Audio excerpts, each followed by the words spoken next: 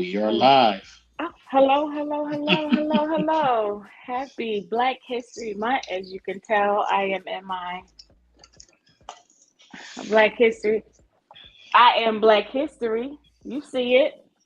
Good Welcome all stuff. into our final show this month of February 2024. Happy Black History Month. I am so happy, you guys. I'm so happy that the show is live streaming on all three platforms: Instagram, Facebook, and YouTube. Thank you for supporting me. Thank you for being here on this Wednesday night live, everyone. It means so much to me. All of my sugar cubes that keep returning every Wednesday, 8 o'clock live.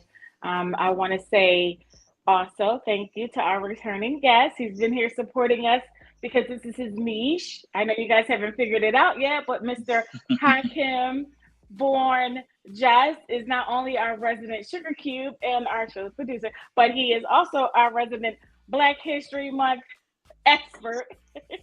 he I is would hold on now, goddammit. he is all things Black history. Okay, he knows and is very well versed on our Black history topics. And we always appreciate his lively commentary. He brings so much to the show. We couldn't do this without him. He's definitely bringing the funny and bringing the serious at the same time. So thank you so very much for being here to support the show.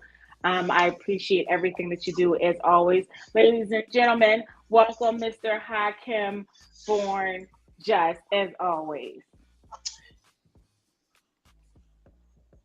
Hey, everybody. Thank you for having me back, Auntee Shugah. It is look. Oh Sorry Lord, about that. technical foul, far from the Yeah, play. just I'm Oh, knocking football cameras season is over over. and man, fumbling.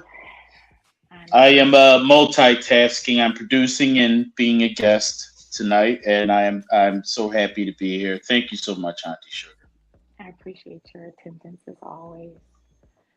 So let's get right down to it. Today's show Okay. is about Black Power. This is our Black Power segment, right? All month long, we've been doing everything to do with Black excellence. Whether we did, I think last week's show was um, Black people, and what was the last week's show? I totally forgot. Look at that. It's only been 1 week, and I completely dumped it. That's terrible. Was it Black and mental health last week? I totally forgot. No. It's terrible. Please I forgive me believe because it was it Black Love? It was something it black. was Come on. black love. It was black love because we saw. You know what? And I should know because here goes all of the Valentine's Day decorations from last week. I totally forgot. It was black love last week. Look at that. Totally forgot. We was doing a Valentine's thing last week, but this week is about Black Power. This is our Black Power segment, as you can tell by this week's decorations. I have on my signature um, black scarf. I am adorned in black excellence, our green and our gold, and our yellows here for power and excellence and growth and strength. Um, so yeah, so my crown is here, and so this week's is our Black Power segment, and we're gonna cover several topics under our Black Power segment. We're gonna talk about um, Black mental health under our Black Power segment. We're going to talk about our Black spending power, right? And then also, we're going to talk about our Black family and the power that we have within our family units and our familiar units. So I hope you guys are ready. We are only here for 1 hour, but if we spill over, you guys can always leave us at the um, Instagram and follow over to the YouTube and to the Facebook channels. We can stay there a lot longer. So only 1 hour on Instagram, but follow us over to YouTube at Auntee Shugah and also Facebook at Auntee Shugah, AuntieShugah, and we will be on longer than 1 hour if we need to be. So let's get into it. It's our Black Power Hour here at Auntee Shugah Live. Let's go. So, so to start off, the Black Power section, we wanted to talk about mental health, right? We wanted to talk about our, we wanted to acknowledge our mental health issues that we have in the Black community. Um, I did a little bit of research in regards to mental health in America in general, um, but especially when it comes to our people in general. Um, we need to really start accessing our therapy.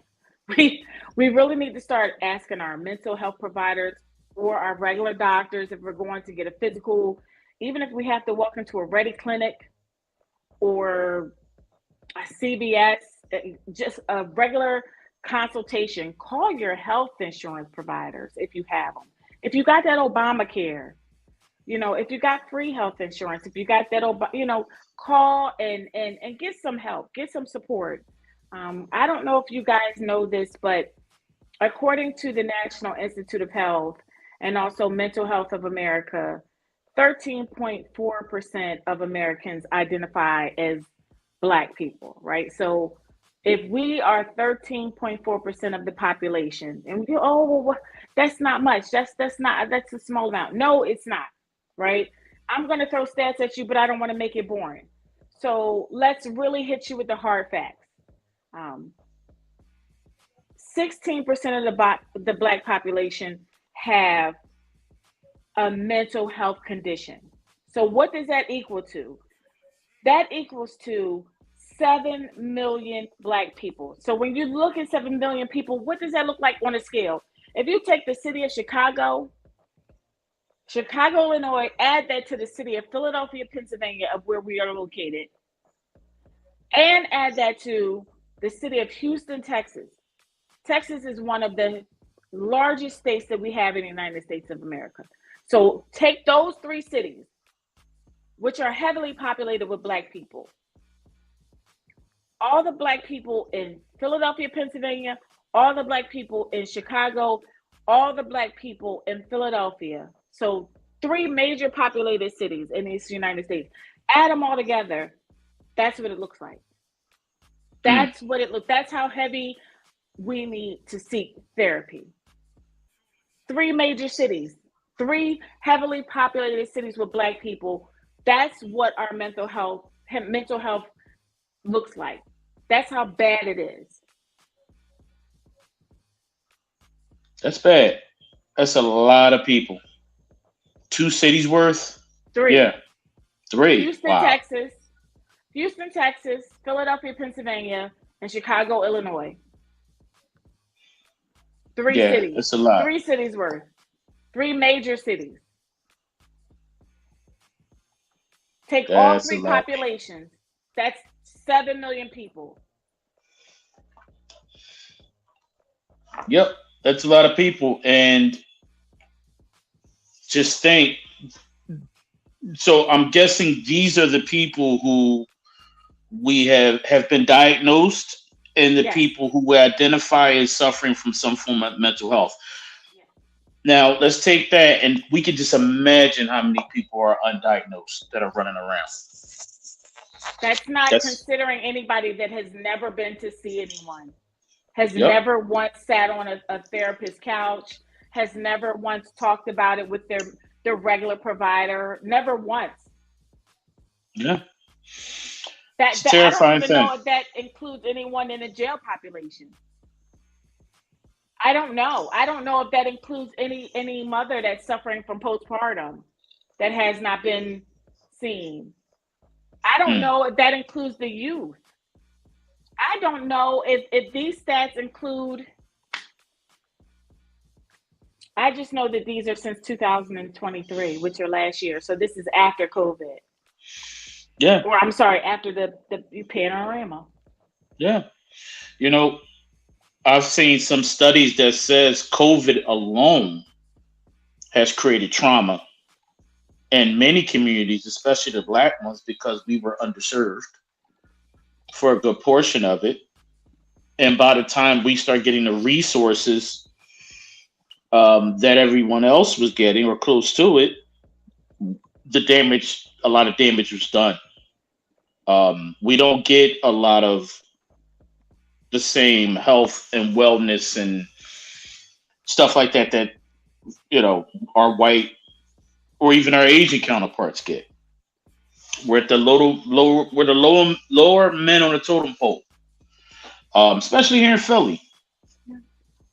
Big major city, but still struggles when it comes to providing health care to the black community. Um, so yeah, it's that alone is enough for us to want to go talk to somebody. Yeah. And Not we to both mention the know, other trauma. yeah, and we both know that mental health contributes to homelessness and so many more, Hmm. drug addiction, so many more problems in our community. Hmm. So, Yes, indeed. Um, yeah, because a lot of folks lose their jobs.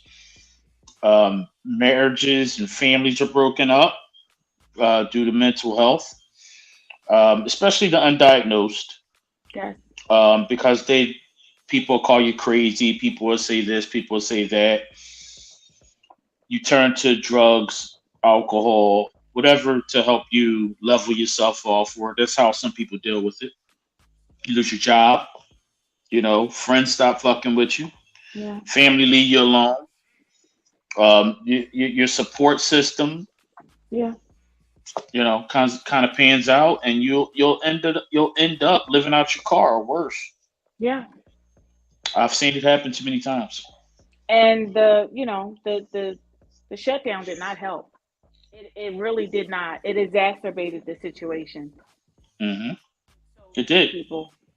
It did. Um, Yeah, and I get it. We had to, or it would have been worse if we didn't.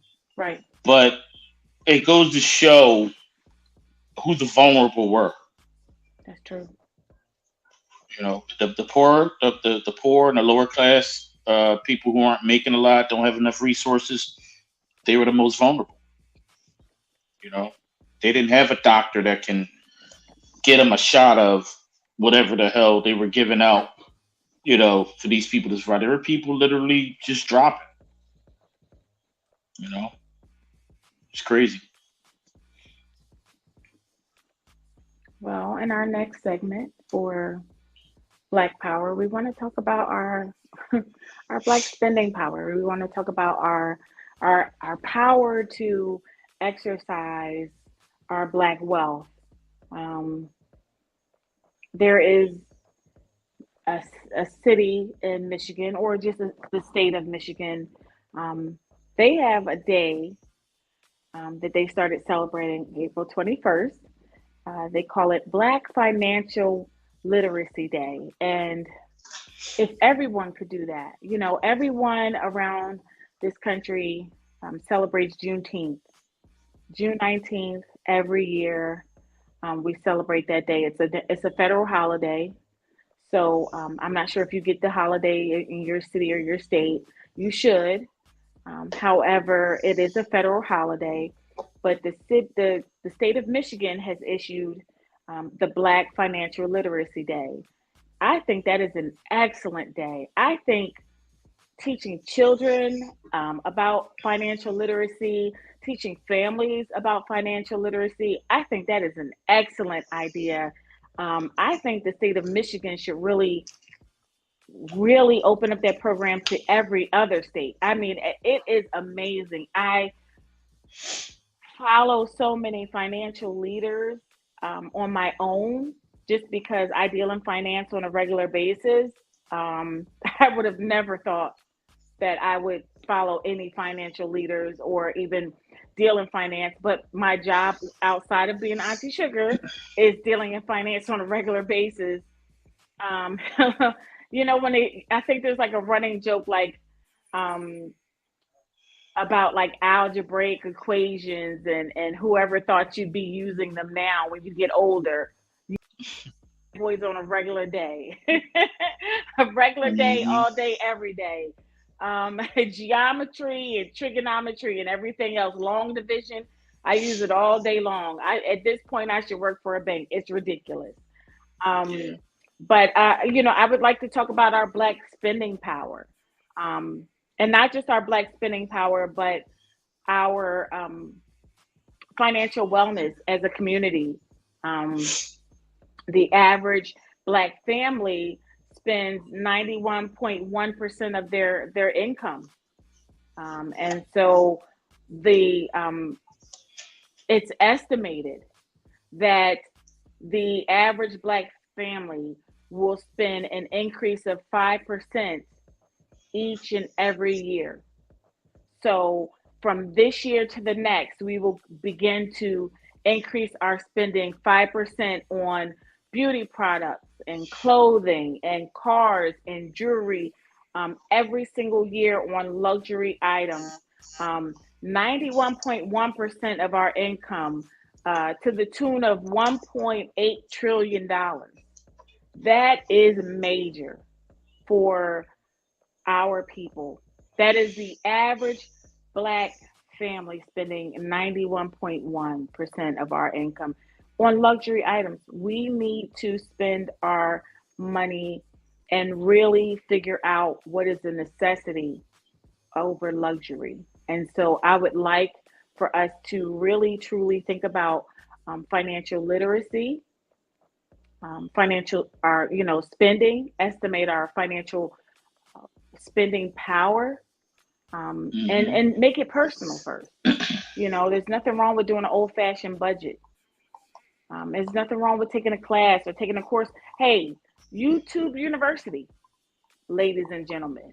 Essentially, if you are watching Auntee Shugah show, you are a YouTube University, because you're gonna learn a little something over here. You're gonna laugh. You're gonna have a good time, but you're gonna learn a little something over here.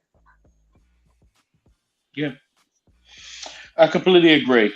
We definitely should practice financial literacy, smart consumerism, financial wellness, all of this, so we could navigate through life without stressing and living check to check, as well as preparing ourselves to pass on wealth to our the next generation, our kids and grandkids. Um, Start young. Teach your kids young. If you got teens, my son would be 16 in another 2 months, and he's mad as hell. He just started a financial literacy class that I had put in midway. So the start of his second semester in 10th grade, he's taking personal finance class, and he don't like it. He pissed. But guess what? You want to do what you want to do. I need you to do what I need you to do, and that's take in learning this stuff. I want him to be able to know how to fill out a bank deposit slip, how to sign a check and Yeah, deposit a check and stuff like that. yeah. It's just the little small stuff, and I've realized those things were important when I had a conversation with my dad, and he was telling me when his buddies didn't know how to fill out a check or sign a check. So I was blown away. I mean, this man is in his 70s, but his wife usually did that for him, and she passed away. So, Uh, you know what I mean? So we have to think ahead, and we also need to understand how our money works to us. I agree. We definitely do. We need to figure that out. We need to get our money together. Black people, we need to stop playing. We need to take financial literacy courses. We need to figure out how our money is going to grow and how it's going to work for us. Um, Please, beauty products are important. Cars and clothing are important. Um, but to be honest, some of that flashy jewelry is not that important. Some of those fancy shoes are not that important. Let's think about our necessities, right? How much of us actually own a home? You know, how much of us actually own a home that makes us money? And think about your liabilities. Think about your expenditures. Do you have insurance? If something was to happen to you, what type Hmm. of insurance that you have? Do you Hmm. have an insurance policy that can grow with you, that you can pull from in case you have an emergency? Those things. Listen, I'm gonna let you know right now. I'm not selling no plates to bury nobody. I'm not going to the fish fry. I'm not. No It's not GoFundMe's, happening. I'm not. No. no No. T-shirts and hoodies. No t-shirts, no hoodie, no. And it's just like that. No. And if you go to jail, I'm not putting my house up. Don't do it. Don't do it. Do not go to jail. You go to jail, I'm not That's putting what my rainy house day up. funds are for. I'm not putting my You house never up. know when you're going to need it. Just think. I remember it being said that the average black family doesn't have $400 in savings. They can't fix major items that may break in a house. Your refrigerator dies out. You can't, you just can't say, okay, tomorrow I'm going to get another one because you don't have the funding. Or your hot water heater or something, heavy. God forbid your engine or your transmission dies on your car. So this is where we have to start thinking a little more critically about our money. To your point about life insurance, especially if you're living here in Philly, everybody named Mama should have life insurance living here. Because there are life insurance plans and policies out there right now. Um, you can pay per month that's around the same as your Netflix bill. Yeah, that's true. You know what I mean? True. So it's like you just have to go and do the research.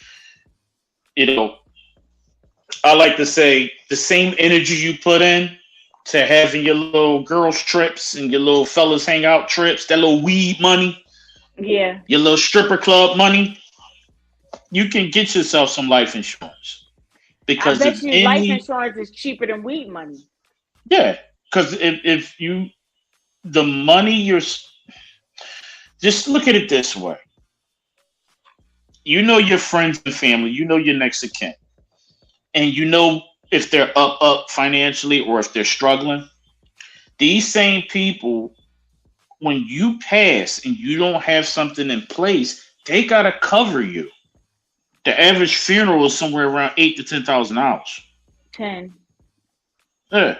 So and that's if you just if you cutting corners.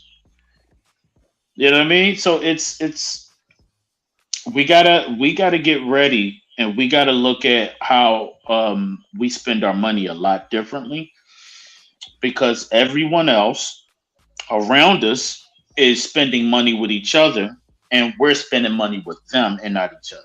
Yes, we are. Speaking of us spending money with them, roll a clip. Which clip? Come on now. You're in the big time. Which clip we The talking about? gold sneaker clip. We don't have the gold sneaker clip. See? We don't have the gold sneaker clip. No. Tell the people what we're talking about. Well, I'd like for us to talk about when it comes to us supporting people that do not support us. Enemies Mhm. of the state, we like to call them. When we're giving our finances towards people who are blatantly lying to our face, pretending to be on our side and have our backs, and we are spending our money and we're supporting them and we're going to their community rallies and their town halls and we're being duped and we're being lied to and we're being betrayed. Um, and let's be honest with ourselves. So this is a clip of Mr. Trump and his shenanigans that he pulled over the weekend by Joy-Ann Reid and her show. Unlike racist Joe Biden, I've spent my entire life working hand in hand with black Americans to create jobs, build buildings, invest in our communities, and expand opportunity and freedom for citizens of every race, religion, color, and creed. And we have. I built a lot of buildings, and I want to tell you, a black worker is a great worker. You've done an incredible job. They've done an incredible job. And we do an incredible job, Black people. We do work hard. We have built this country on our backs, on our blood, sweat, and tears, and we don't get credit for it. And he is not giving us credit. he, that, that clip is cut short because we have to keep it short. But the truth is, he is completely, he is up there. He is up there. Woo, have mercy. Lying his orange ass off. That's what he's doing. Not only does he have a history of bad trade practices with the black community, stiffing black contractors, if he uses any, he stiffs white contractors. You don't believe me? Look up how many times he has filed. Look how many times he has filed for bankruptcy, which left contractors who had black workers on the line to help build the buildings made out of Chinese metal. So every time you hear him talk about China's eating our lunch, China, everything that he owns is made from China. The MAGA hats, them ugly ass sneakers, all that shit. We know because it's been proven based off the Chinese tag, made in China. And the context of this clip is he's sitting in front of black conservatives, black Republicans, and he's pandering. He's pandering. And again, remember he did this before with the stimulus checks, and he thought this was going to bring him votes. This is why it's important to watch where you put your money. You're putting your money in the hands of people who support people like him and his followers, right? And at the end of the day, we know what he's going to do when he gets in there. He said it. Which your financial literacy should also go along with your civics and political acuity as well. They all should go hand in hand. Why is that important? Because do your president affect your hourly wage? No, but he affects your 401k. He affects your investments. Yeah, the stock market. So if you have any stocks, if you have a 401k, look at it from when this guy was president, and look at it when Sleepy Joe been president. The Fed, the interest rate. So the market performs. Yeah, so we have to remember something, that we got to be careful who we put our money behind. We have to be careful who we vote or don't vote for, because we think we know. Do your research. Whether you're starting your own business, whether you're joining some kind of financing group, whether you're trying to make investments, whether you're buying real estate, look at your city, your county, and your state, and your federal government. There's resources there, and make sure that the people who you're voting for supports your personal financial goals. That's right. That's it. Because you could be sitting at taxes as high as the sky, or you could be on one of the things that Philadelphia did was for people that were coming in and they were buying in property, especially investors. They were not paying any taxes for 10 years. They had that memorial, the 10 years memorial. Still doing it. The tax rebate that we're trying to fight to get rid of. 10 years. 10 years. 10 years. Yeah. It is damn near criminal. It is criminal. Could you imagine a turnover of communities in 10 years? Yeah. 10 years. The turnover of communities. And in the meantime, your taxes are going up because people are buying, corporations are buying. They're buying up the blocks.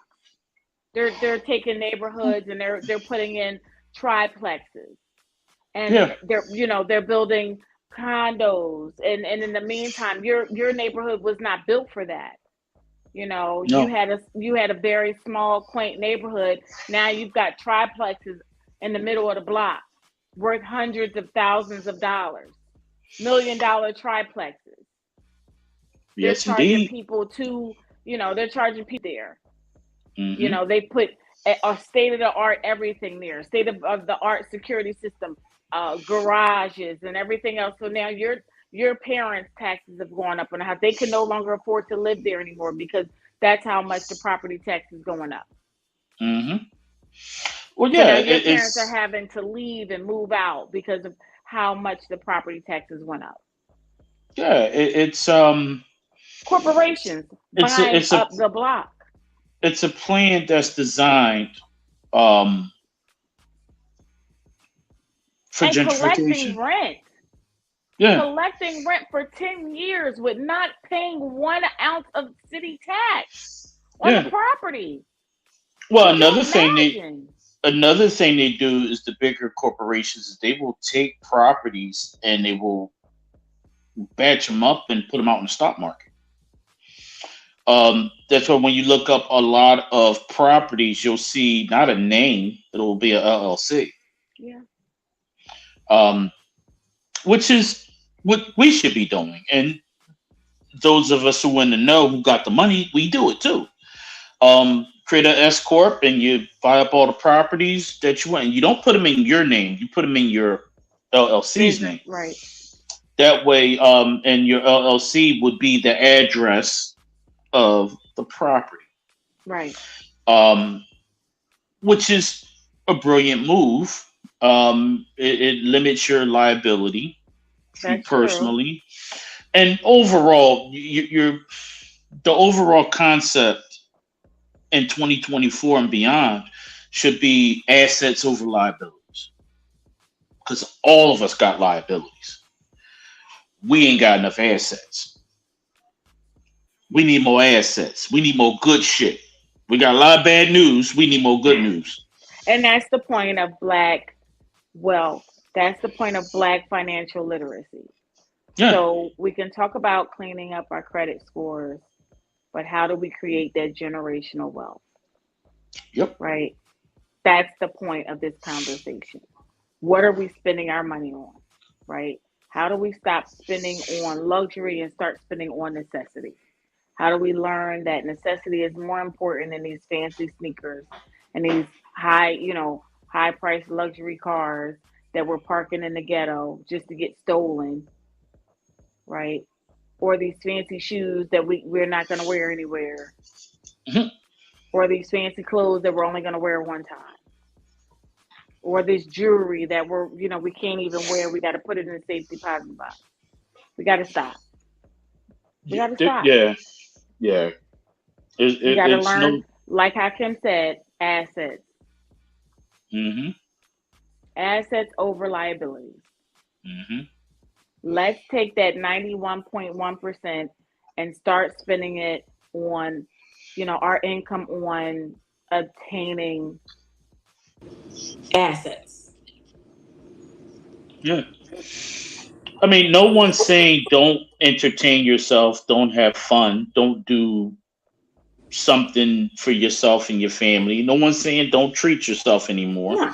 We're saying is start putting some real effort in securing your financial future. Right? We saw what it was like to be locked down. We saw what it was like to not be able to move around the way we wanted to. Um, what are we going to do when the next thing happens? The Right. next big thing happens. Um, we saw so many weird things in the last 3, 4, 5 years. We should really, I don't understand how we can go through all the things we've been through, see all the things we have seen, and not saying, you know what, I'm gonna be ready for the next big shit that happens. And if it don't happen in my time, I'm gonna get ready so my kids will be ready. It's like it's time to start having more high level conversations and more intellectual conversations. There's more going on in the world than love and hip hop or whatever goofy shit we do to entertain ourselves. We have to start getting serious because guess what? The people that don't like you, they taking this shit dead ass serious. Your enemies are getting themselves together while we still dicking around. I guarantee you, they not talking about that 50-part TikTok. We are. I'll You be saw the damned. 50. You saw the 50. I don't give a fuck about some woman who married some dude and blah blah blah for 50 goddamn episodes. Eh, And think about it this way: Nope. it's 50 episodes, right? And the average episode is about 10 minutes. You do the math. That's a lot of time. I'm good. I don't need to watch it.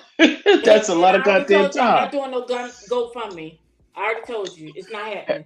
Hey, you could take a little goddamn bullshit class for that amount of time. There is no excuse for us to not be doing small little investments, stock market stuff. It's in Cash App now. And if you don't know how, go Google some shit. Go watch some YouTube videos. That's Find right. something. Acorn. Yeah, All of Robin it. Hood and all that other bullshit. Go look into something that's going to help you. Because right now what we're doing just ain't working long term. It's cute, it's fun, but at the end of the day, you need to start thinking about your future. We need more Black Wall Streets. Yes. We I need look more black. forward to that. We need I more look black forward to that. investments. When Yeah. I think about Black wealth, I think about Black Wall Street to the point where I don't know if any of my followers have truly been watching my stories, but so I've been promoting my friends that I go and I see. My nail lady, she is a Black woman. She is a Black entrepreneur. My hair lady is a Black woman. She is a Black entrepreneur. I will not go to anyone else. My hair will just be raggedy. My nails will just be raggedy. I will wait. I will not cheat on my hair lady. I will not cheat on my nail lady. It is just as if I can go to a Black OBGYN, I will go to a Black OBGYN. I will refuse to go as at this point, if I could find a Black grocery store, I will go.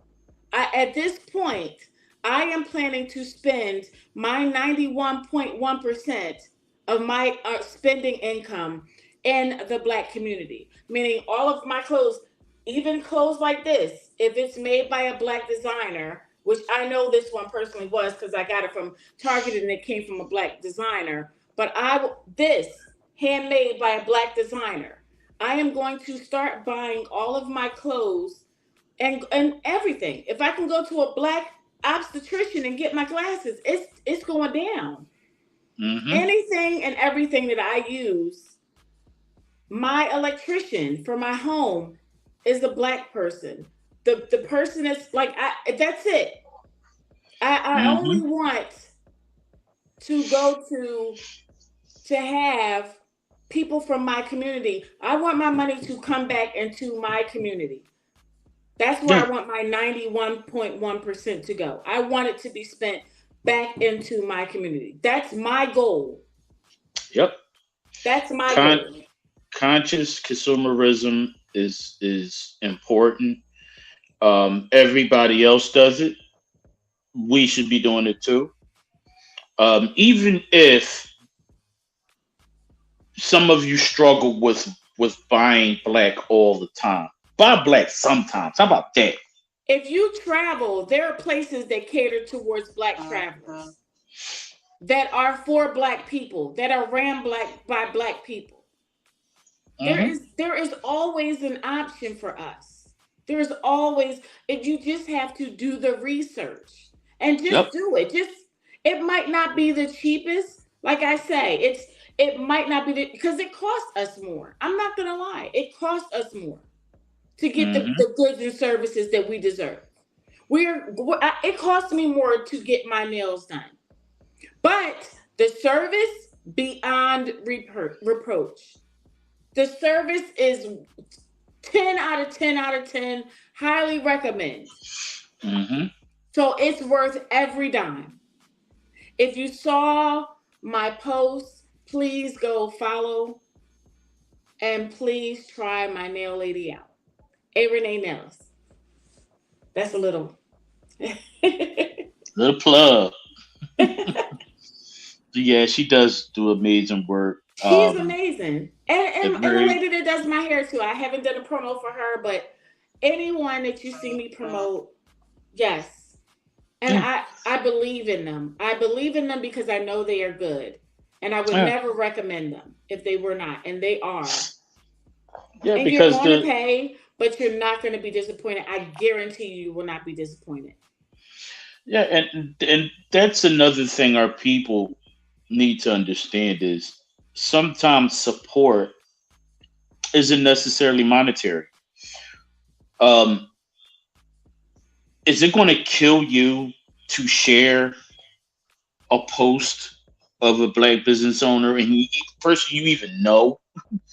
You know this person. Sometimes it's your friend, it's your family, it's your mate's sister or brother. You sharing it could bring them two, three more customers, could make an impact on their bottom line. We have to be as creative and broad in our support of each other. You know what I mean? We have And to, that's part of our black power. yeah, the That's ability part to of come our together when power. we need to. Yeah, we got to come together when we need to because if we don't, then they're just going to keep picking us off. We got to take this shit seriously. So our next section is about the black family. Now, this might run us over a little bit, but in the black family, we want to talk about our support system. We want to talk about having a healthy environment. We're talking about in the home. Um, of course, we're going to talk a little bit about education, self awareness, and our values, black health and wellness. That's so huge. And what can we do about it? But but I don't know if you want to start off with the clip. But that would be good if we could start off with. Would you like to start off Which with clip are one? we talking about? You know what? Just pick one. Just pick one. Just you do it. You pick one. You go in either way. We'll go there. Either way, because we got more than one clip. Yes. Support. We Okay. want to go with support. Let's go with support. All right. So let's Yes, provide a sir. little bit of context before we jump out there. Okay. So all right. So when we talk about our support system, black people, have you ever and this has happened to me. Have you ever? And I know black women and black men. We have our kids, and I don't know about you, but my kid is in driver's ed right now. Okay, and so she's learning the rules of the road, and she's learning all the different signs in the road, and she's saying like, "Mom, I'm starting to pay attention to these signs that I never saw before." And I said, "Yeah, because you're just a passenger, right?" And I've never been pulled over with her in the car before, but I knew, and I still know, and I've advised her on several occasions, especially when we've had situations like, in the last couple of years with George Floyd. When you get, when you get pulled over by police, even if you're walking down the street, there's just a certain way that we conduct ourselves to always be aware of, be mindful that when we are out in the public, we are constantly being watched. Whether we're at the store, we're being watched. Whether we're walking down the street, we're being watched. If we're in a car, we're definitely being watched. We don't. Our car doesn't even have to be suspicious. We're just being watched. We are black and we are being watched. But especially if we're driving in a car, we are being watched. We just get just a ticket just for being black and driving. Okay. And there's just a protocol to it. Just a protocol to it. There was I remember there was a clip of a black man that was a lieutenant in the military, and he drove slow, but it was dark outside, and so what he did was he drove slow with his hazards on, and he drove into a gas station where he pulled over and he put his arms outside of the vehicle, and they still drug him out of the car, and they still tased him. He wound up suing and getting paid for it. But just imagine being a member of the military, abiding by the law, and getting. The only reason why I didn't stop is because he was in a dark road, right in the south, and so he wanted to pull over in a well lit gas station before he let the police pull him over. So just imagine if you were getting pulled over by the police, what would you do? How would you maneuver that, right? How would Hmm. you do your best as a woman or as a man? Like what creatively, how could you get out of that? That's kind of what the premise of this clip is.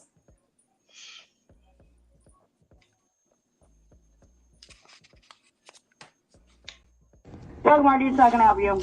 I ain't really trying to order. The police had got behind me. I had to pull over in here. I can't understand what you're saying so fast.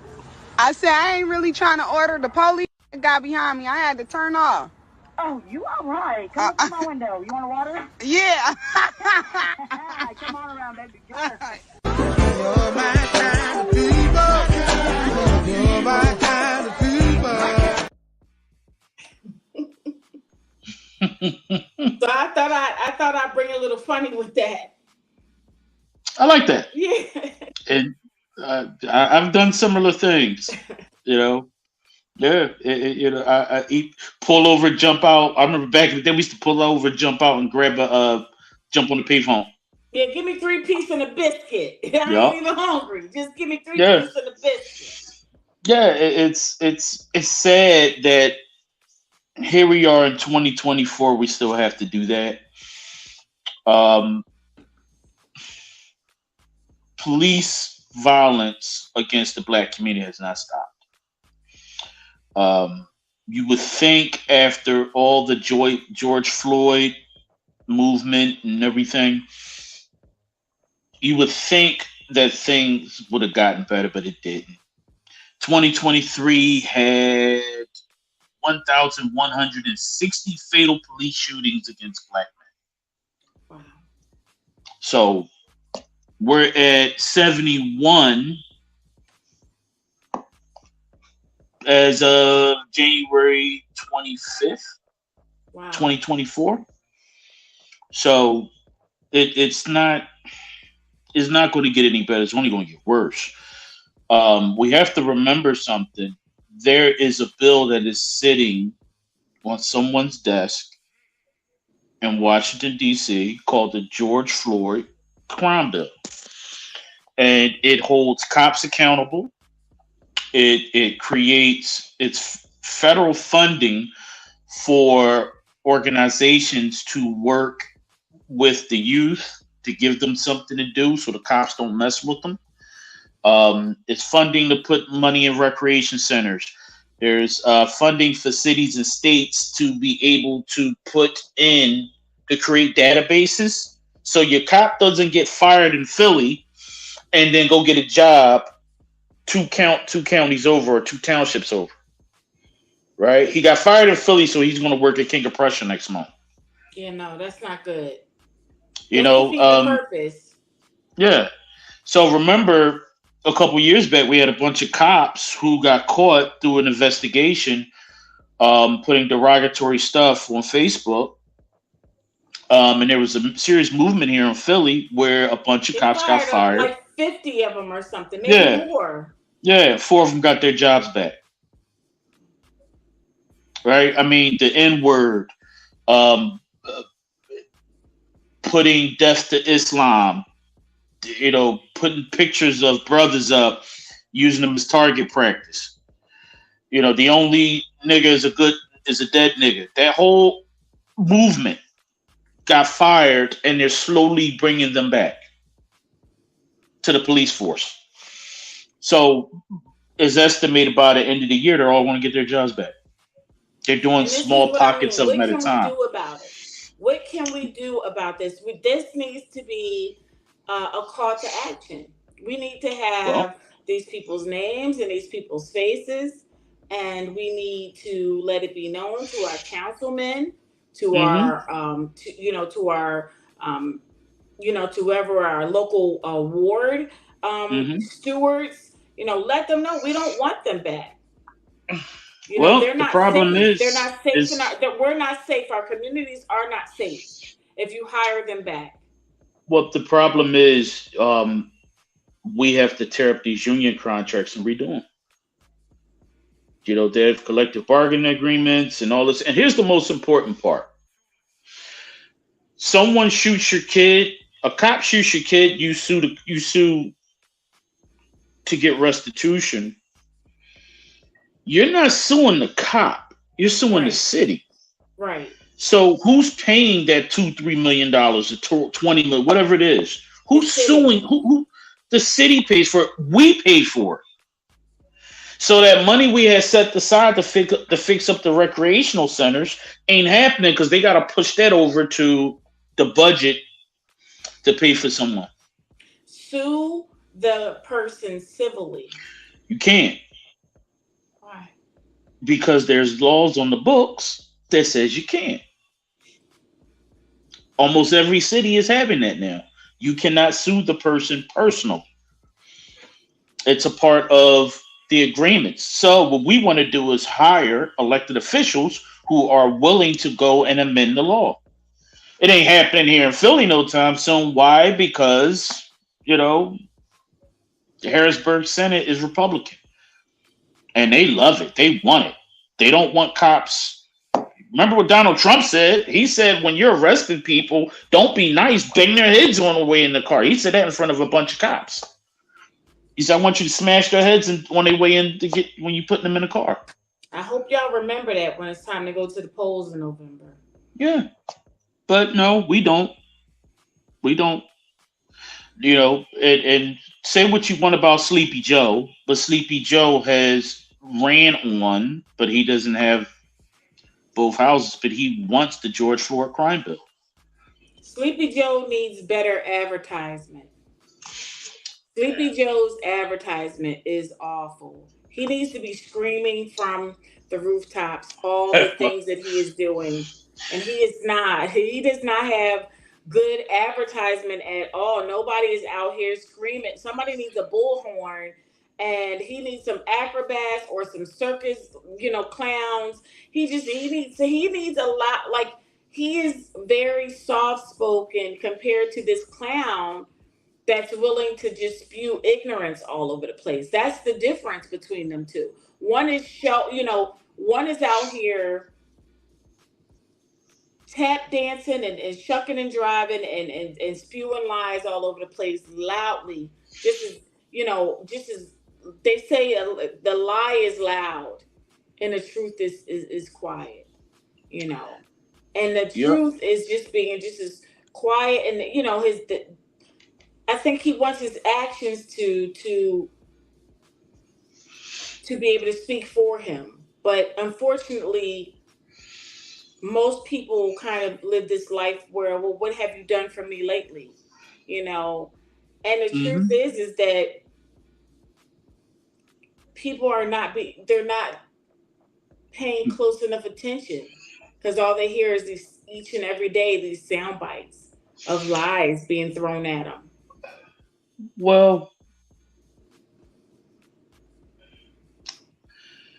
our people,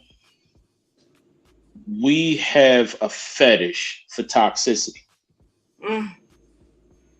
We love loud, ghetto, toxic bullshit. We watch ghetto, loud, toxic shows. We love some Jerry Springer.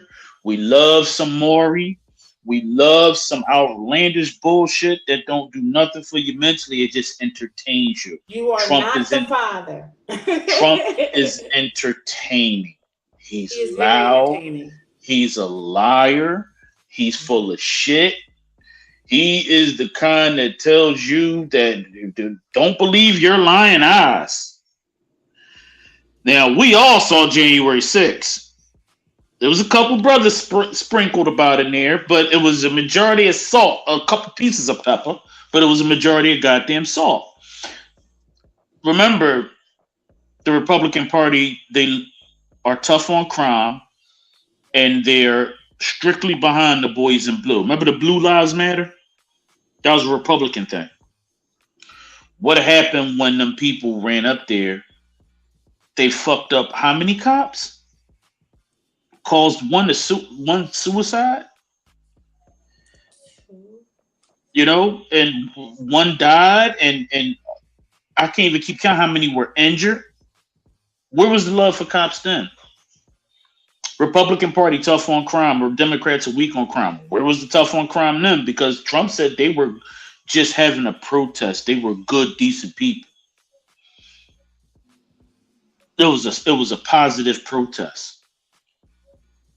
So it's like, these are the people we want in charge of the country, and y'all worried about Sleepy Joe and his retarded crackhead son's laptop? That's what y'all worried about?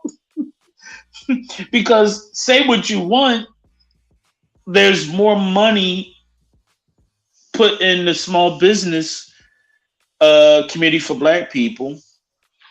There is more Black people in the Civil Rights Division in the Department of Justice who are just waiting to take people to task who committed discriminatory practices against Blacks and Latinos.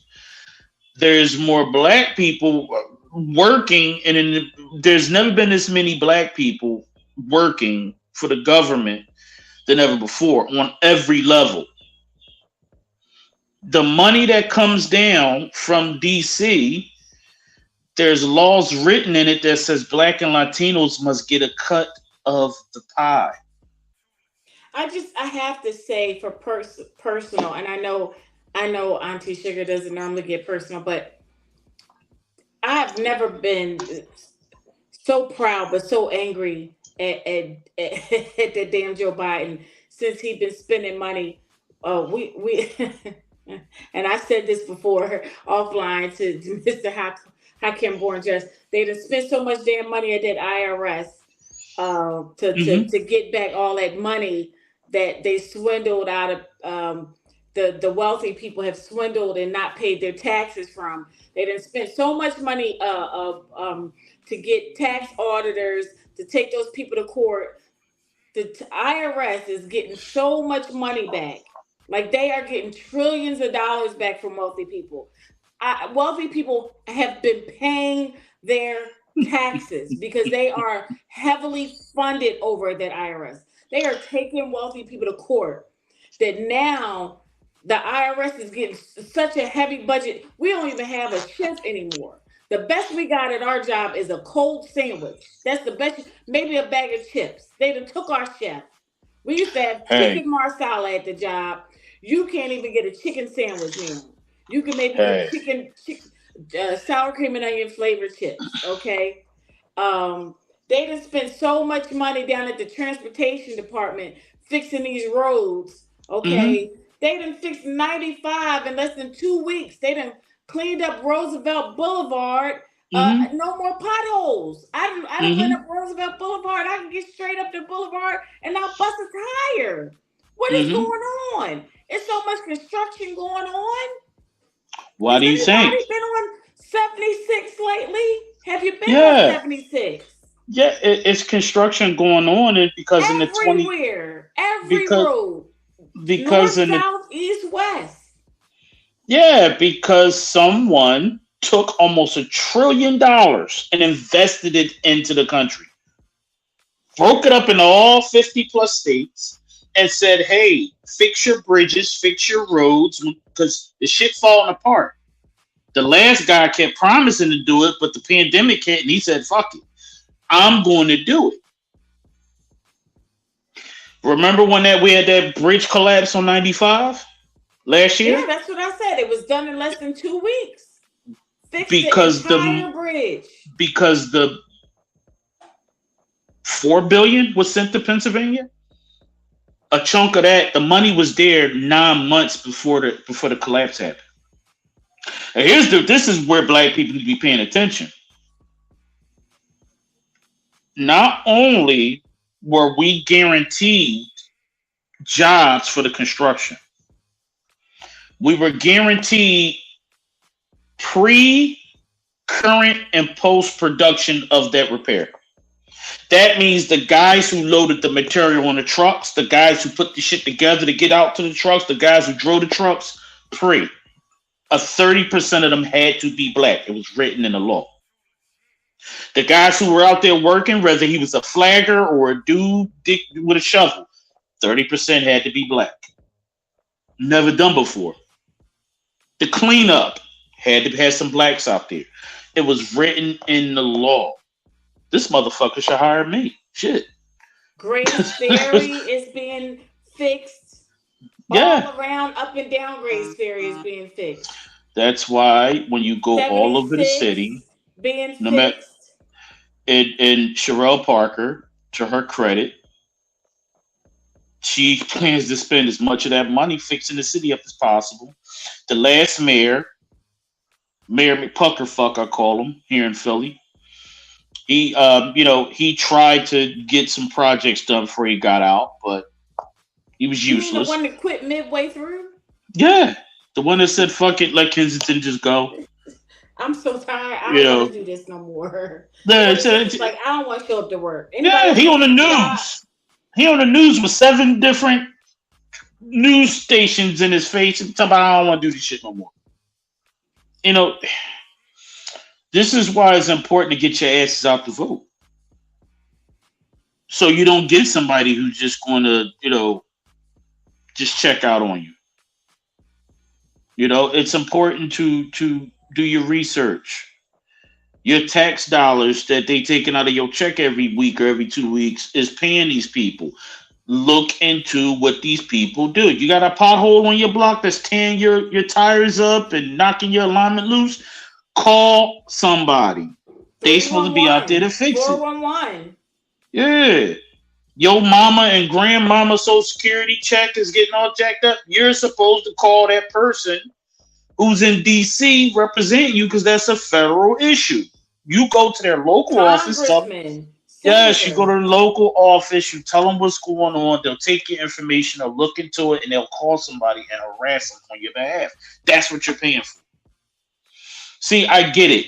People don't like politics, especially black people. But a majority of you don't like it because you don't understand it. Yes. You don't even know how none of this shit work. You're watching you're getting your news from TikTok. You're getting your news from Facebook and Instagram. When you don't even have the basic understanding of simple civics. But does it align with your morals and your values? And not only that, but let's be honest about how we're educating ourselves. Facebook is not a form of education. TikTok is not a form of education. Hell, try Google. At least they have actual news stations on Google. Like they actually have ABC, CBS. They actually have, news, NPR. They actually have, CNN on Google. But TikTok is not news. It's just not. Facebook is not news. It's just not. PBS, that's news. Let's be more conscious about where we get our education from. Our values and our morals should not be intertwined with Facebook and TikTok. And speaking of that, when we talk about the Black family and we talk about our intertwining our values and our morals, we talk about a healthy environment in the home. I know we talked about Black love last week. But I'd like to show an example of a healthy, loving family. And so if we could roll a clip of a healthy, loving family that kids can love and thrive and learn to love, and um, it's just a very supportive family, where all that are in it understand the mission of growth, of support. Um, it's just a very positive environment for everyone involved. It really is. It's inspiring when you see it. Okay. This is my co-wife, Karina. This year, my husband decided he wanted to take both of us out for Valentine's Day. Look at that. He got us both flowers. It was so super cute. My daughter was filming, and I'm so happy my daughter gets to witness this. Karina is a wonderful, beautiful, powerful, intelligent, brilliant woman. Of course, my husband has great taste in women. We've been married for 28 years. We had a lot of Valentine's days together, but this was spectacular. We had the best food, the best desserts, the best time together, just bonding. And I felt like for him to pull all of this together, he is just that kind of man. He thinks about everything that needs to be for an evening like this to make it really special. So this is polyamory. This is how it looks, how it feels. It is awesome, but it takes skills, and that's what we've been sharing here at Progressive Love Academy for the past 20 years. I'm not gonna lie, that brought a smile to my face. That brought a smile to my face. Did you hear that woman? She said, "My daughter was filming us. Mm-hmm. My daughter was filming us." She's been married to that man for 28 years. Mm-hmm. 28 years. Um, she is the second wife. The daughter is filming them. So I don't even know how old the daughter is. She's probably in her 20s too. And she said how proud she was for her daughter to be there and doing it. So not only is the husband teaching the daughter that love covers a multitude of things and that there is no limit on love, right? But did you see how loving and accepting the women were to each other, right? They were so loving and supportive of each other. Um, you can tell that each woman had her own personality and they each shine through. And Mm-hmm. she said that he wanted to make it just as special for each one of them, right? And so he did everything to make it just as wonderful, for each one of them.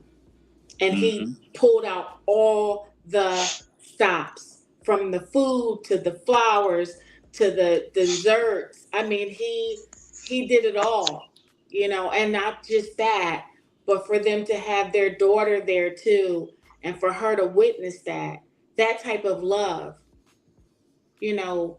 Um, Usually you say, or you hear people say, well, no, a love between a man and a woman is conditional, right? I can only love you based on this condition. I see this as love being all encompassing. I see this love being unconditional. Um, I see this as love covering a multitude of things. Um, it was just beautiful. It just brought a smile to my heart to see that. I can Yeah. tell that they all support one another and they all love one another, and I love that idea. Um, I can only imagine 28 years what they've been through together, the ups and the downs, and they look so happy. Yeah, they And got on it. Valentine's Day, you know what I mean? Like that, it's amazing. Well, there are some amazing people. You can actually get You can actually see them. I believe they're on the TLC channel. Um, the name of their organization is the Progressive Love Academy. Go check them out. Follow them on Instagram and Facebook. They're practicing black poly, man. Poly is an alternative lifestyle for some. Some people, oh, I can't do that. I can't do that. That's fine. It ain't for you. But for the people who are open to it, learn, educate yourself, because not only is it refreshing, it's also, it has a lot of benefits. Um, Group economics. Everyone's pulling their resources together. The whole idea of three heads is better than one. You know what I mean? Being able to raise your family, have your family structure broadened by three of you instead of just two of you, or instead of just being a single parent. We're talking about a type of love and a type of dynamic where there's no jealousy, there's no issues. There is just good old fashioned, it's all about us, our family, and our future. And it's happening more. We're looking at the rise of Black Poly. It's gotten so popular that it's becoming mainstream. We saw Seek and Sister Wives. Now, Yeah, Seek, that's where what that is that on TLC as well? yeah, it's on one. Yeah, I think it's the same And network. isn't that a where it's majority YT people? It's a couple black couples, but it's a majority white. But you're starting to see more and more black families popping up in it. And the couple we just showed, or the thruple, the three that we just showed, are a part of the flip side of it. A woman who has multiple husbands. Now we don't see that in the clip, but you can go do the research yourself. But the point is, this is an alternative lifestyle and a different look for what the black family could be. Yeah. You know, and it's something that we shouldn't, for those of you who judge, don't judge too soon, because guess what? They're all millionaires. And they didn't become millionaires right away. They blood, sweat, tears, and grinded their way into wealth by doing things as a unit.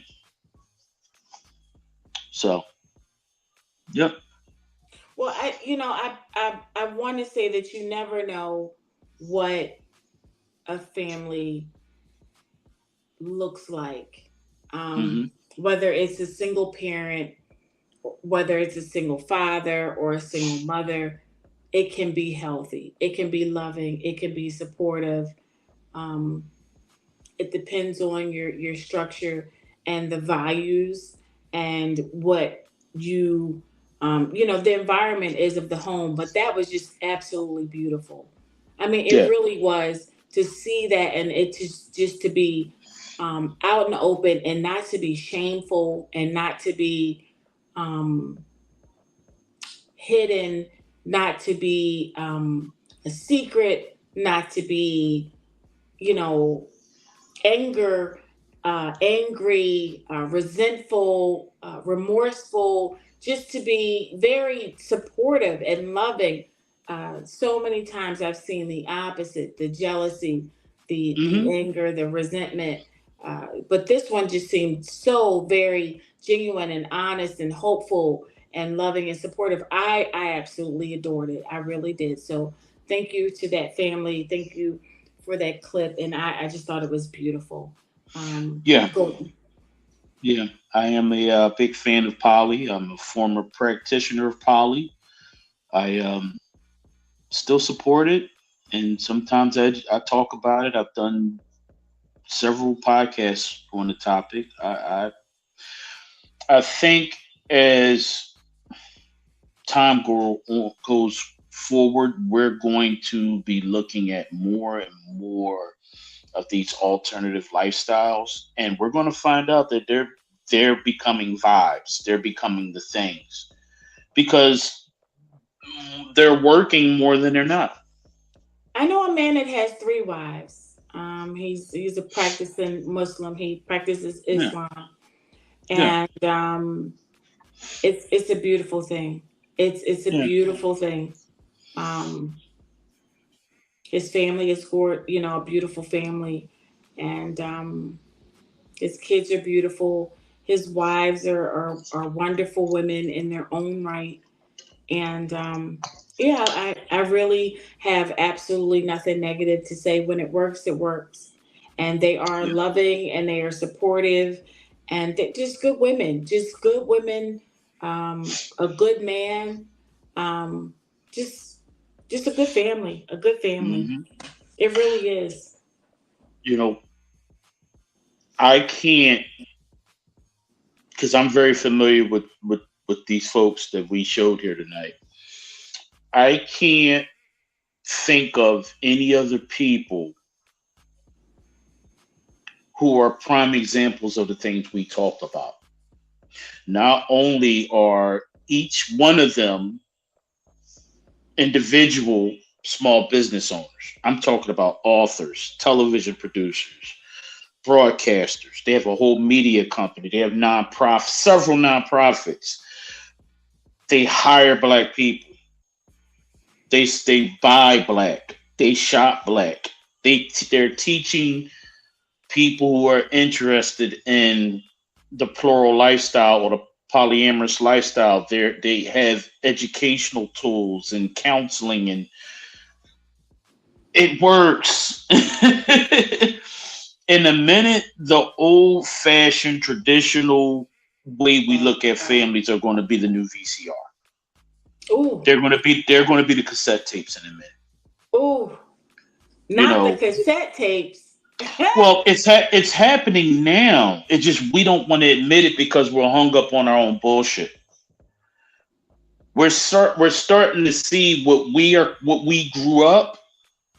Us old heads like me who grew up in I'm 49. So the things when I was 12 that was called a family don't look like that no more. Right? We got the LGBTQ dynamics. We got all kinds of stuff. It's the world is changing. And as the world changes, we have to be 10 steps ahead as black people here in America. I Just the way agree. it is. Okay. Well, let's move on to health and wellness now that we have to worry about the change. Hmm. Speaking of health and wellness, last but not least, Black folks, the same way we talked about therapy at the top of the hour, as we wind down to this last hour and a half, you should be viewing us on YouTube and or Facebook because we've already said bye to the Instagram followers. Um, we need to do something about it. And I pose this question to you, Black folks: what can we do about our health and wellness? What can we do as a people? We have inherited some of the worst health issues as a people. Um, as I'd like to say, my family is our generations. We come from the South. My people are from Virginia, the deep South. We got the salt. You know what I'm saying? And when I say we got the salt, we got the pressure.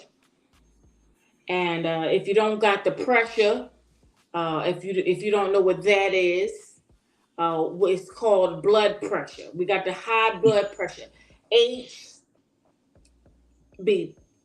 We got the high blood pressure. So, do you have the salt? What can we do about the salt besides taking a pill? Because I think I got the salt, and I don't like it. Because I like to eat. I like a good smothered, so it's a very good smothered. Okay, anything smothered. I like gravy. Okay, I like gravy. Um, but we got this. We got the salt. We got it. And if we don't have the salt, Black people, we got the sugar. Now y'all know we got to. Don't even act like we don't know. Black folks, come to the table. Come. Black folks, come. Have a seat. Sit right here with Auntie Shugah. You got the sugar, black people? You know you got it. Don't lie. Don't lie, black people. You know you got the sugar. And if you're asking me what the sugar is, baby, you know what it is. I'm Auntie Shugah, baby. And if you get, I'm sweet. But if you have too much of me, you know you're gonna have the diabetes. Like Wilford Brimley would say, diabetes. You're gonna have the diabetes. You got the sugar. Okay?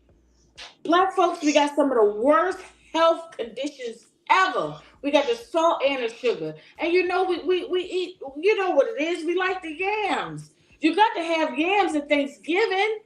You got to have the candy yams. We eat sweet potato pie. Ain't nobody eating pumpkin.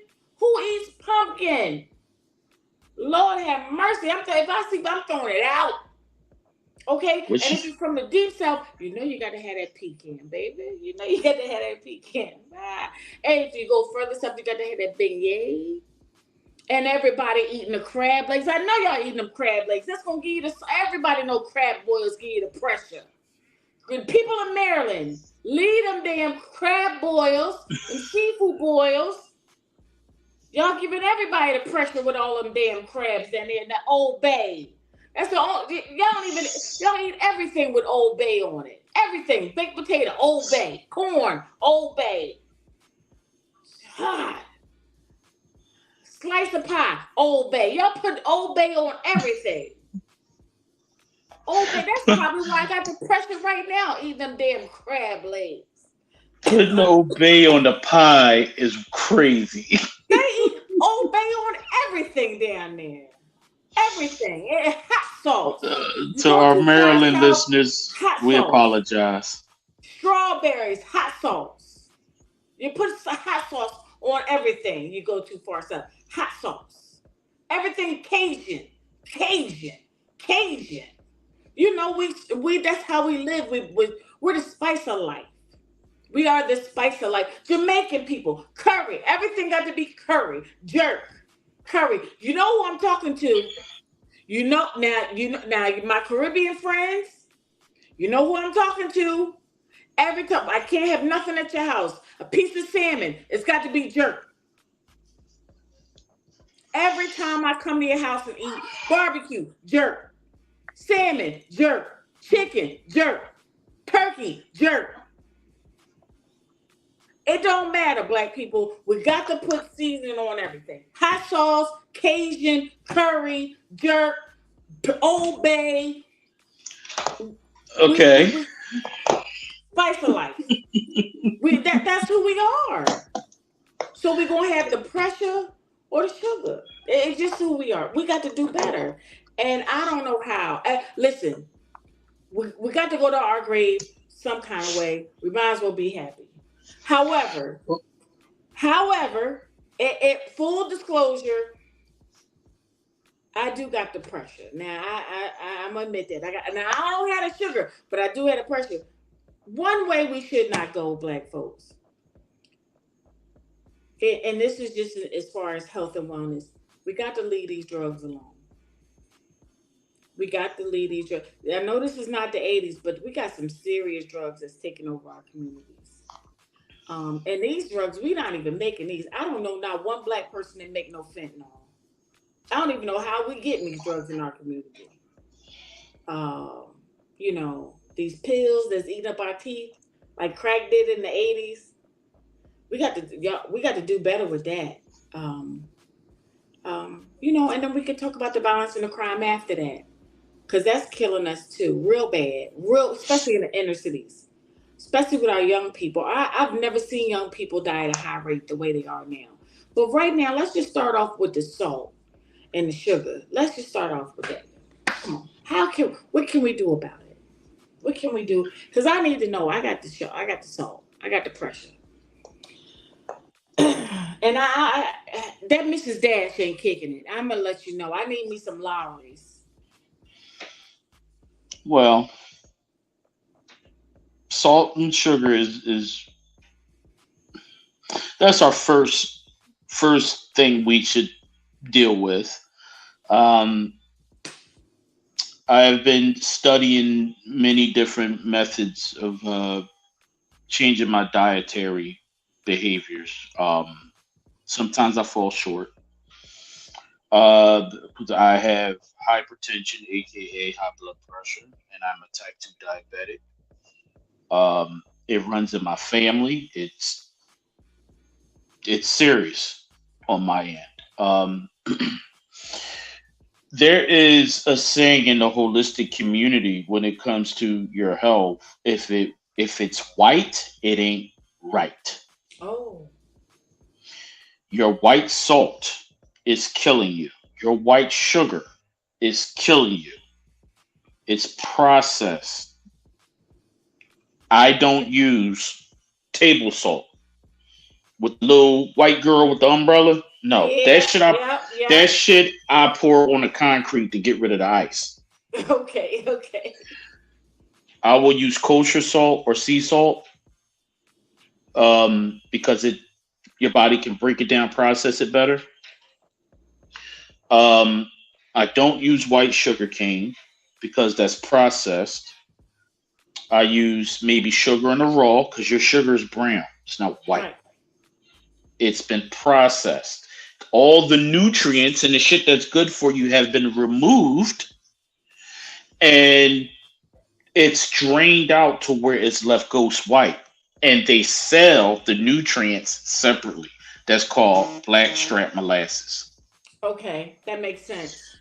That is a teaspoon of blackstrap molasses every day. You'll get through the winter without getting cold. Look it up.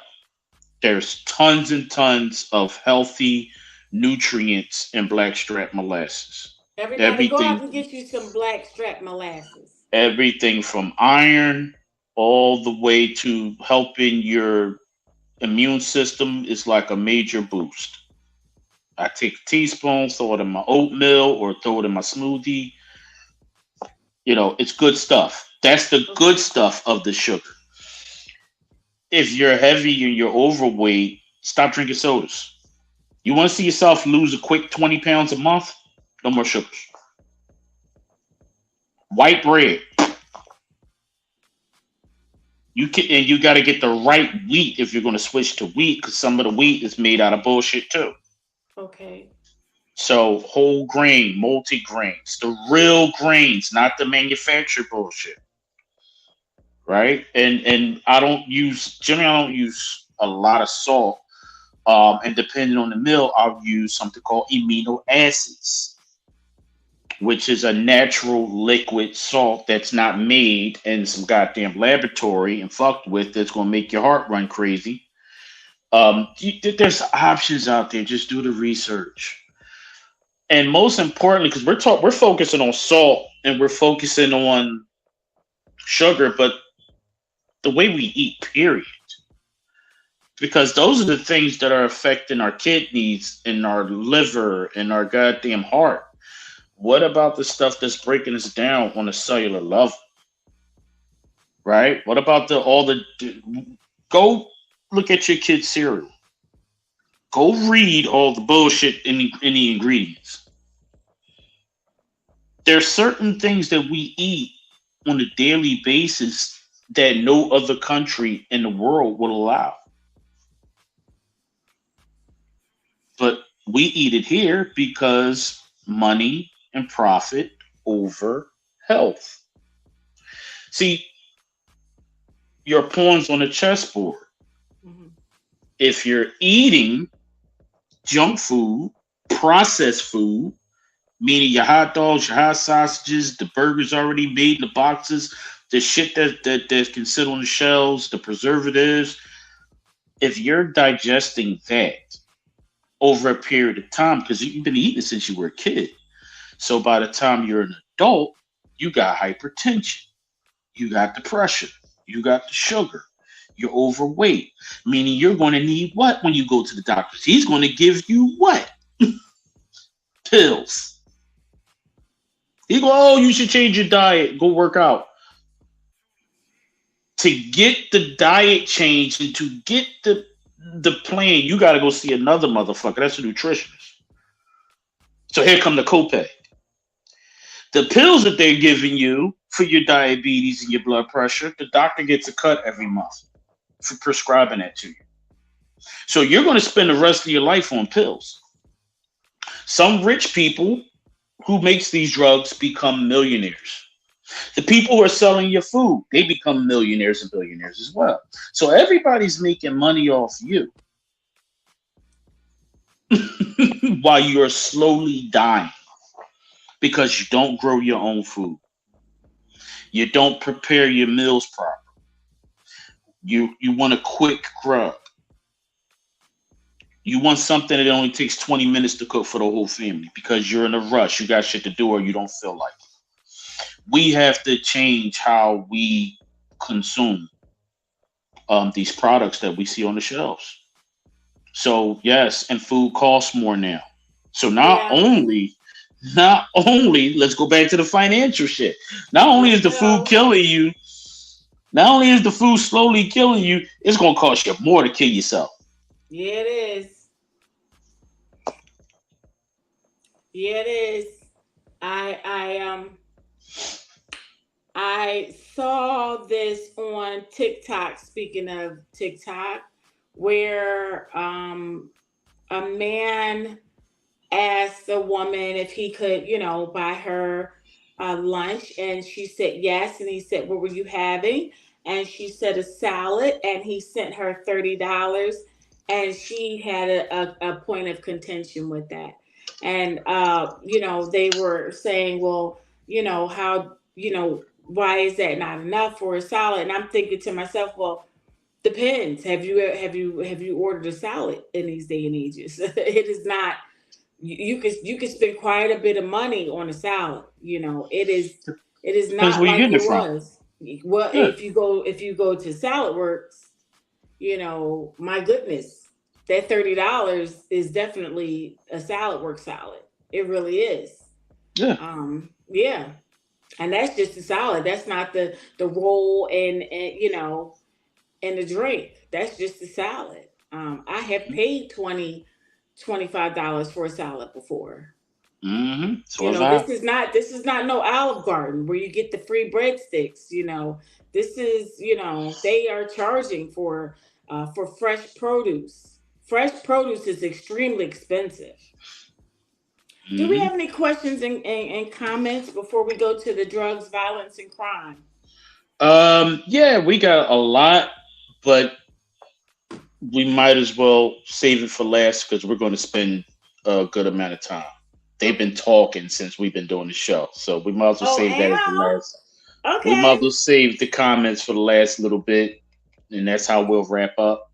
Okay, so Um, drugs, violence, and crime. I think we talked about the drugs. We definitely talked about the fact that we're getting pumped with drugs from our providers because we mhm. got the pressure and obviously we got the sugar. But the violence and the crime. What can we do with that? There is a amount of violence and crime that we talked about earlier when we talked about um, in our neighborhoods you know, when we're worried about police brutality, there is also violence and crime when we talk about our first topic, which is the mental health portion.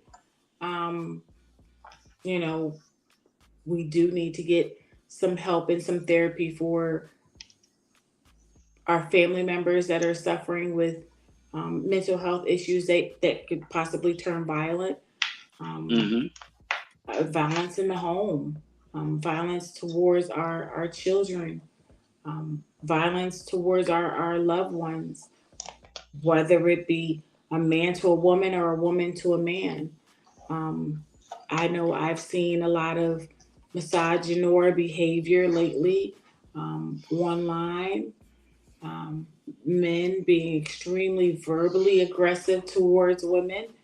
Um, there was a period of time where we've had seen reports and news articles of men that have gotten activated by misogynistic speech and behavior and started attacking women out in the open, just waiting on bus stops or waiting on the train to go to work or go home in the evenings.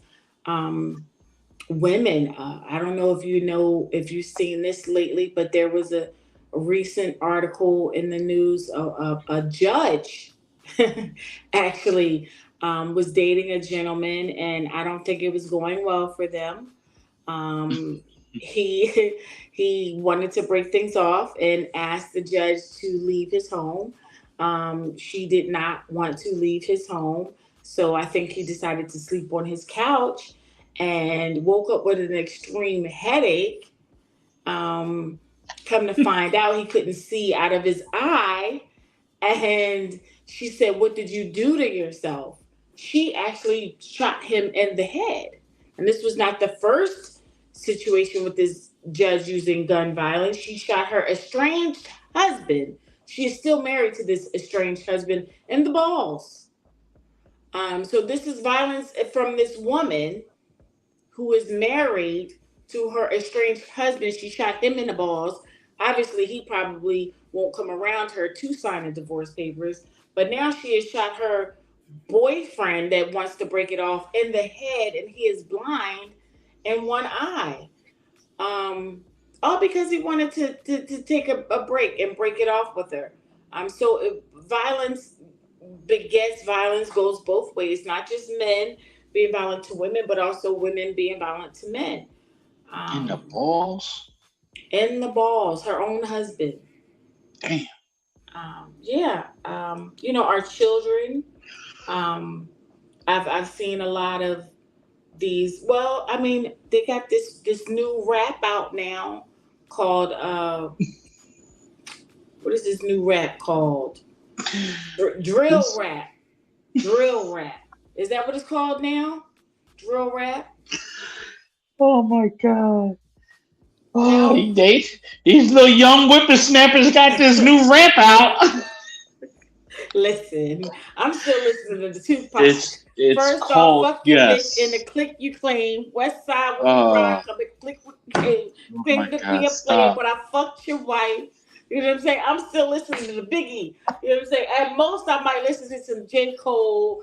I'm still keeping it all the way funky. You know what I'm saying? I ain't gonna lie to you. I listen to little Kendrick Lamar every once, but like I stay with the classics. I'm Master P. I stay with the classics. So um Yes, there I don't is. understand nothing these mumble rappers be saying at all. And I don't want to listen to no pussy ass nigga talking about and the singing that started out with first it started out with T Pain. He started singing on the mic. Then now they got the Future singing on the mic, Drake singing on the mic. I don't even know what half of them is saying. And I don't know. Don't ask me. What is you talking about? What is you saying? Wale, okay, I can listen to Wale. I don't know what these niggas saying. What a young boy NBA, MB, I don't know what I don't. Little Yeah, Dicky, everybody's a little something. Little kneecap, little pistol, little eyebrow, little handicap, little Tay Tay in them. I don't be knowing. yeah. There is drill rap is a thing. Um, it's a subgenre of rap that focuses on street life, Nigga, y'all niggas is snitching on yourself. Okay, I'm pretty just gonna much, tell you like it is. Y'all niggas is snitching on yourself. pretty Flat out. much. Cause I'm from the era where you just don't you're not gonna snitch on yourself. But yeah, it's We always was going not to. snitching on ourselves back in the day. Y'all niggas is going to jail on RICO charges because y'all niggas is snitching on y'all. Y'all niggas is dry snitching all day on yourself. It's ridiculous. Y'all idiots. All y'all niggas got an IEP. All y'all niggas was in LD. All of them. All y'all niggas had to have an IEP in school. All of y'all. I'm just gonna put it out there. Y'all niggas got ADHD or something. Something's going on. Y'all niggas probably ain't never even finished high school. Y'all On niggas ain't got no behalf, GED. I know niggas full blown on the spectrum and got way better education than y'all. Y'all niggas go back to school. All of y'all go back to school. Little kneecap, little ankle. All of y'all niggas go back to school. Y'all niggas is the dumbest niggas I've ever seen in my life. Y'all niggas ain't got go. Matter of fact, if you don't go back to school, at least get the original Ready to Die album. At least do that. You just get the Ready to Die album. And go get you a Jay-Z album. Go get you a Rockefeller album. It'll teach you the game. Damn, y'all niggas dumb. Damn. Okay. So what do your point is the music is intensifying. These niggas is dumb. Y'all niggas don't know about Beanie Siegel. Y'all niggas ain't never heard of the Young Guys. Y'all niggas don't know nothing about the game. Y'all niggas ain't never heard of Freeway. Y'all niggas, you gotta remember remember a lot of the people that you're naming, these people were like 5 or 10 when these people were out. So this is drill rap is a majority of young people, 25 and under. Cameron, so Data Kids. Again, niggas ain't got no. These are old. You naming people from your time. This time that our kids are listening to, some of them dudes wasn't even born when Cameron's greatest single was out. Ice Cube. Oh Jesus! All right, come on, let's go. we gonna be you talk about some Ice Cube. Ice Cube. Y'all niggas ain't got no game. Y'all niggas out here snitching on y'all. Y'all dumb. Just dumb. Just. Okay. I was at the 7-Eleven, 9 o'clock, over on Crenshaw. The nigga had on a red jersey. I had on my fresh Timbs. Just flew back from Illinois. It was me and Lil Pepper. We was in the Cadillac. Borrowed it from my Uncle Jam Jam. Y'all niggas said a whole story, no wonder y'all niggas called Noriko. You got your uncle in one room and Lil Jam Jam, and they pulling up the surveillance from the airport. They know everything. All y'all niggas is caught. They went to the 7-Eleven, got all the footage. Your dumb ass is there. You still got the same hairdo. Probably got on the same drawers. Y'all niggas is dumb. Okay, so what should we do? Oh well, what was it about crime again? Never mind. I went on a tirade. I'm sorry. Sorry about that.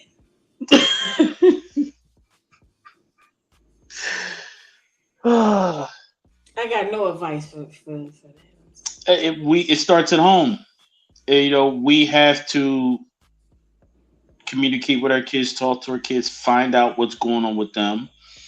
Because when you get a better understanding of what's going on in your kid's head, you can guide them better. Because you can do the best you can with raising a kid. But the minute they walk out that door, your advice moves from here to back here. Because all the street shit, their toxic homegirls, the toxic homeboys, all their friends and shit, all that's right here, right in front of their face. It is tangible. They can reach out and touch it.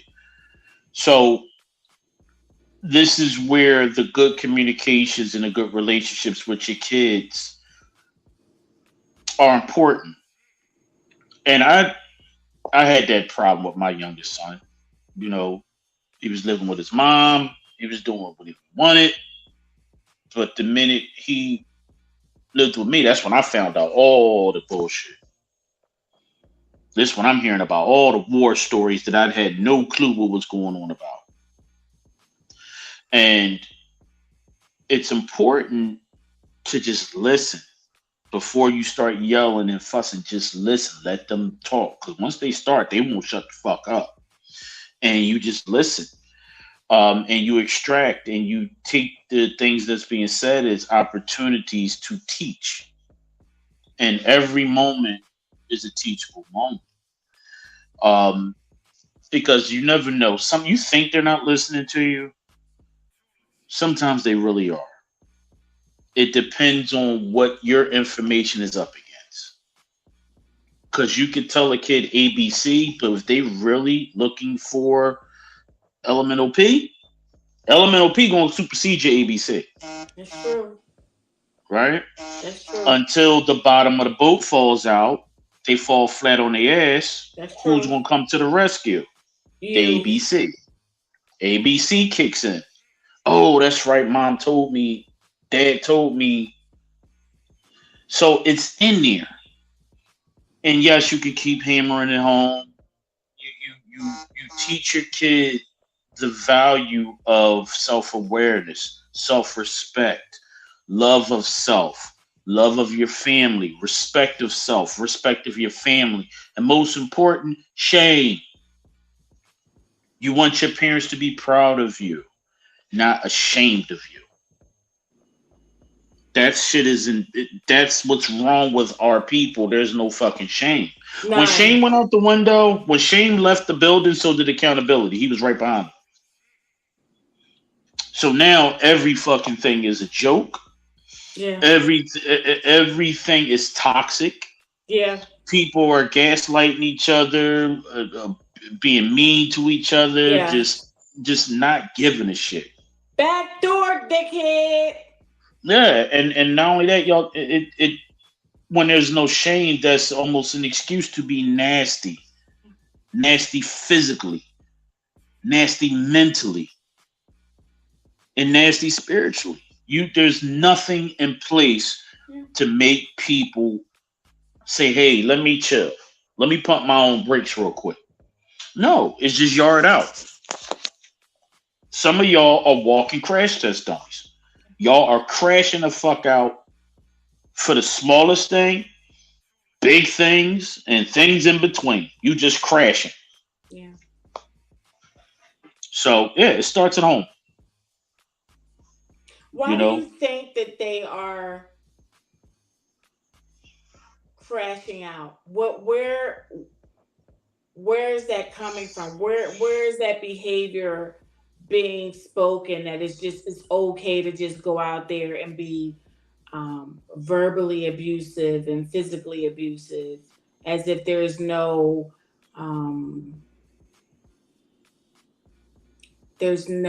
recourse at all?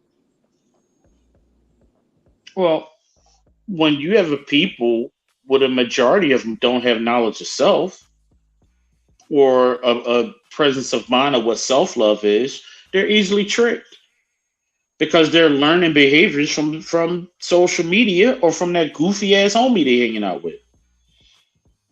You can tell. I can tell everything I need to know from a person or even a young person based off of how conversations go. Because a lot of folks are determining. You heard me say a million times, social media and reality have become blurred and people can't tell difference from which is which. That tells me everything I need to know. Some people are just space cadets. And when you're a space cadet, you're going to fly the fuck around the solar system looking for a planet. You're going to crash land a lot before you find one with real intelligent life on that bitch. And that's what's happening out here. We got a lot of fucking space cases. We got some goofy ass people in our community who would rather be toxic and do outlandish things and have these warped senses of reality than to do the hard work, like self-reflection, accountability, self-improvement. We talked about self-care. We talked about self-love this month. All these little things these things are big things, but they're treated like little things. Right. They're not taken into account. Right. It's rinse, wash, and repeat. We see it in relationships. Right. We're seeing it in communications with friends and family. When are you going to realize that it ain't always somebody else? It's your ass. Yeah.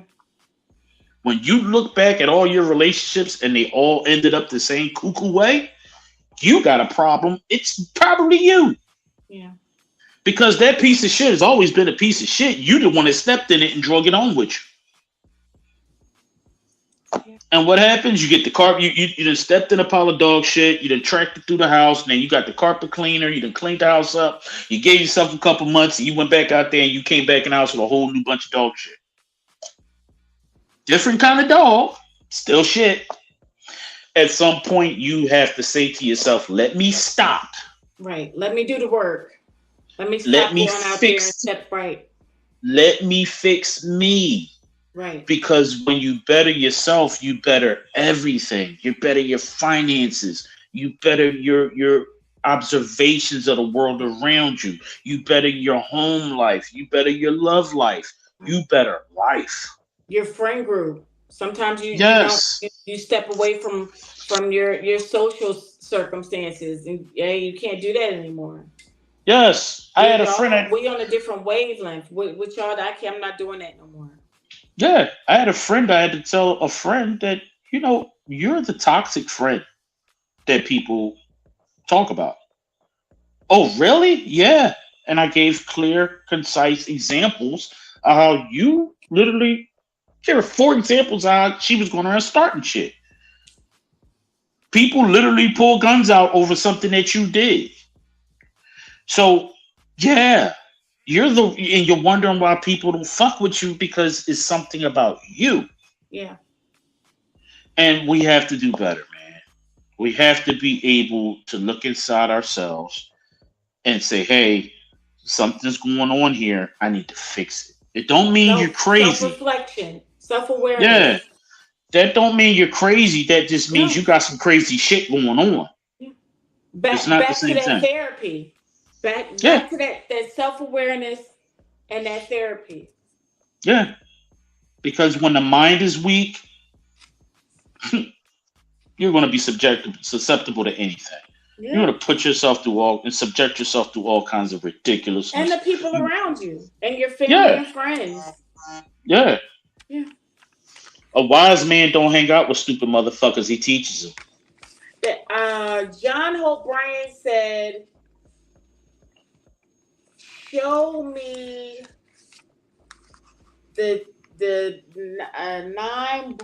show me 9 broke people in the room and I'll show you the 10th broke.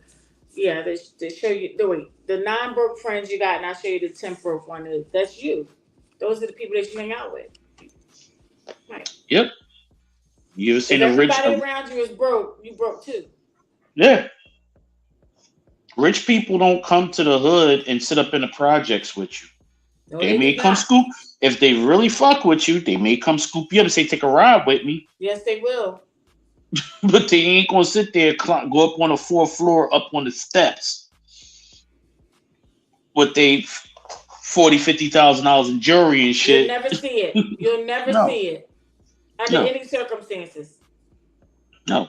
And the point is, man, we have to do better.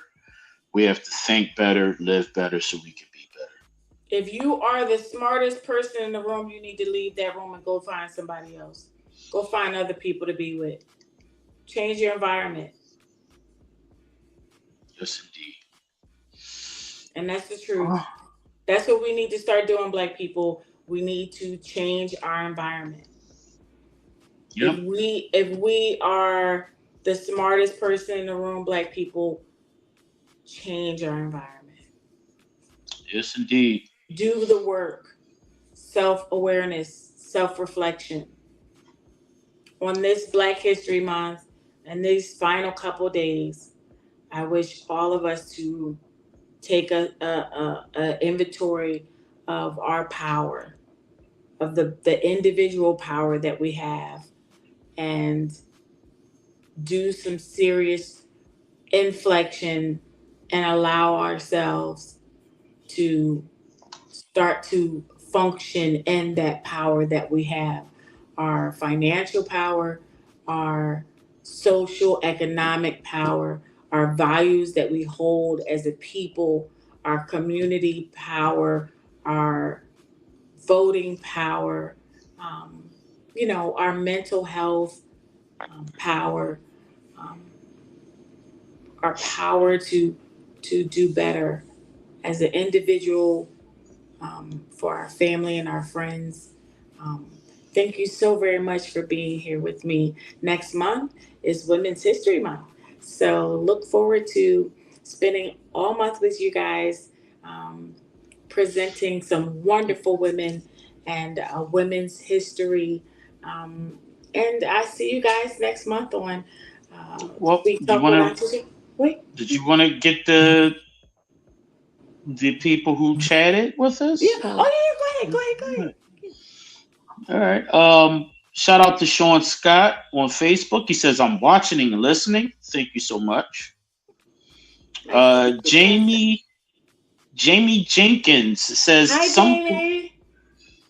some black people have a stigma about seeking help. They don't want people to think they're weak, crazy, or something.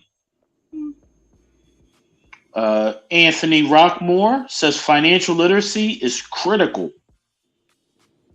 Said that over on YouTube. Thank you, Anthony. Katrina, I'm so blessed. Rothwell says lying his orange ass off is absolutely right. She also says let's not forget his toupee. Oh, not the hair. Uh, Jamie Jenkins says very true. Focusing on the silly stuff. Katrina, I'm so blessed. Rothwell also says y'all are absolutely right. Building generational wealth is paramount to our financial freedom for our children and our family. She also says Joe Biden has employed more black women than any president before him. Oh, okay. Well, he has appointed the first ever black Supreme Court judge. Yeah, So, but and bring that it is, down to judge levels. More black women judges than ever. Um, she also says, Hakim Bornjust, you're absolutely correct. I'm not sure what I said, but I totally get the group economics. What about there being a wife and a husband having a co-husband? Yeah. Even the group, they didn't show it in the video that we showed, but that group of people, um, the wives has additional husbands as well. So look them up. Progressive Love Academy. Anthony Rockmore also says, I love the transparency. Thank you, Anthony. And he says, the black community too. And that is all our comments. Thank you for everybody who commented. And thank you to Auntee Shugah for having me. It has been a pleasure. Been fun. thank you. I always appreciate your insight. I respect your opinion. I appreciate your presence here on the show, everything that you do for this show, the time and the effort that you put in to make this an amazing, pleasurable night for me and the viewers, especially the Sugar Cubes. Thank you so very much to all the viewers, whether you're here on Instagram Live, Facebook Live, or YouTube Live. I can't say enough how very appreciative I am and thankful and grateful that I am that you would even tune in to even watch me in the first place. Um, Stay tuned, right? It'll get greater later, as they say. Next month is Women's History Month.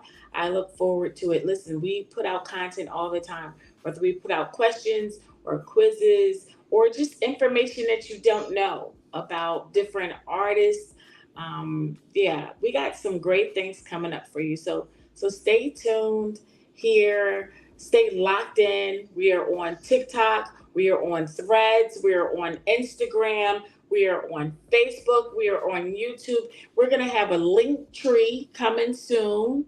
That's what you call it, right? A link tree or a tree link? Link tree. Okay. We're going to have a link tree. It's coming soon. But listen, I am Auntee Shugah, and this is Sweet Talk with Auntee Shugah. I am so grateful and blessed to be here. You stay sweet out there, everybody. And I will see you next Wednesday right here at 8 p.m. Peace, y'all.